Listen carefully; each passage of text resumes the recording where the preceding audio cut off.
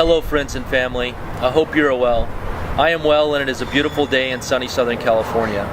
But for millions of children and young people sick with blood cancer, just staying alive is a fight and a struggle. Blood cancer kills more kids and young adults under the age of 20 than any other form of cancer in the U.S. Every 4 minutes someone is diagnosed and every 10 minutes someone dies from blood cancer in the U.S.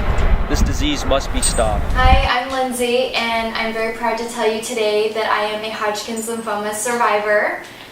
I wanted to talk to you a little bit about what I was like before cancer. I was 23 years old, very outgoing, energetic. I thought I could take on the world. My husband Tony and I were gone every night, always out, having fun, very, very busy. Moved to Los Angeles, things were going really well, and then I started having really strange symptoms. I didn't think anything about it, thought maybe asthma, a cold, something like that. Started going to the doctor.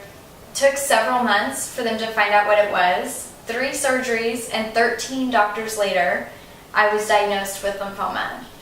And I remember when I got the results, when I got the test results, I wasn't expecting it to be cancer. The doctor had told me, don't worry, that's not what it is.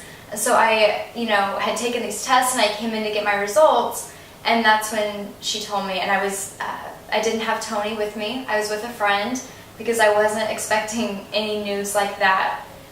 So when she told me, Lindsay, I'm sorry, I don't know how to tell you this, but you do have Hodgkin's lymphoma, my heart just stopped.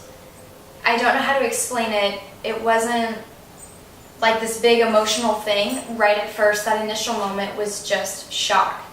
Because every time you think about cancer, it's always somebody else. And I've had people in my family die, but it was still someone else. Even though they were close to me, it wasn't in my immediate family, it was always extended family. And so it never felt like it could actually touch me. When I was sick, I never thought, oh, it's cancer, I've never been screened for cancer. That just seems like an awful word that doesn't apply to me. So when all of a sudden it did, it took my breath away. It changed my whole life. My chemotherapy cycle was 2 weeks long.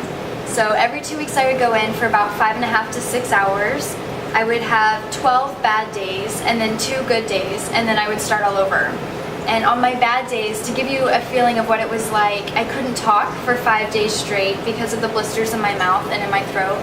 I couldn't stand up straight because of the pain in my stomach and because I was too weak to walk. So I was in a wheelchair for part of this time. I lost all of my hair, so that was really hard to go through that. I was in constant pain. My skin burned from when the chemo would come out of my skin. I couldn't be touched. Even just a light touch would really hurt, to the point of crying. I had to give myself shots in the stomach every day, as well as be on all the medicine, and that's, of course, with granted that I was sick, so nausea all the time as well. So it was really hard, and then I would have 2 good days where I'd feel, okay, like I could get up and do something, and then it would start all over again. So going through that is something that no one should have to experience. And I know the doctors are trying their hardest to get a better cure, and we're here to tell you that we are so close and we need your help. So, but going through this, it wasn't just hard for me, it was hard for my friends and especially my family, my husband. So tell them what that was like. Basically, when you get married, that's the last thing you want to hear is that your wife is diagnosed with cancer. And I mean, what do you do? What do you say? I don't know. It was just I had to work, so when I would come home, like her mother would come and she would take care of her. But when I would get home from work, she would be curled up in a little ball on the couch, and she would be just hurting all over. And I would get there, and she would be crying, or something would be, something was hurting her, and it was painful. It was painful for me to watch that and to see that. And there's a lot of people that their loved ones have to go through cancer, and just watching your loved ones go through this torment, there has to be a better way. And that's what the Leukemia Lymphoma Society is working on right now. We're funding people to come up with cures for this, cures where you don't have to tear your body up. like the chemotherapy is right now. We have doctors right now working on a cure, and I encourage you to watch our video Fire with Fire. You can watch it on YouTube or get in touch with me, Tony, Ben, Jen, whoever you know on this campaign. We'd be happy to show it to you. But the research team that we're wanting to pair up with is curing cancer, even lymphoma and leukemia they're working on. And they've cured a little girl with leukemia in less than 5 days. So watch that video, it's unbelievable. And to think that there's hope for the future, that I can sit with somebody who's just been diagnosed and say, oh, in 2 weeks it'll be better. In 2 weeks. Can you imagine in 2 weeks? Not 2 years, not 10 years, but in 2 weeks that this could be better. This is what we dream about, and we are so excited and so passionate about this campaign.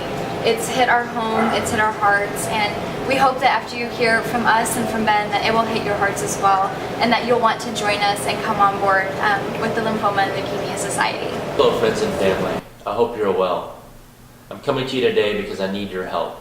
Last year, my friend Lindsay Gonzalez was diagnosed with Hodgkin's lymphoma. I didn't know much about lymphoma or any blood cancer for that matter, but I've become acutely aware of just how horrible these diseases are. Lindsay is now thankfully in remission. A few months back, one of my clients, the Leukemia and Lymphoma Society, which is the world's largest voluntary health agency dedicated to blood cancer, nominated me to be a candidate in their Man and Woman of the Year campaign. This is a 10-week campaign that started April 1st and ends on June 15th, dedicated to raising money that will be used for funding a cure to this terrible disease. That's where you come in.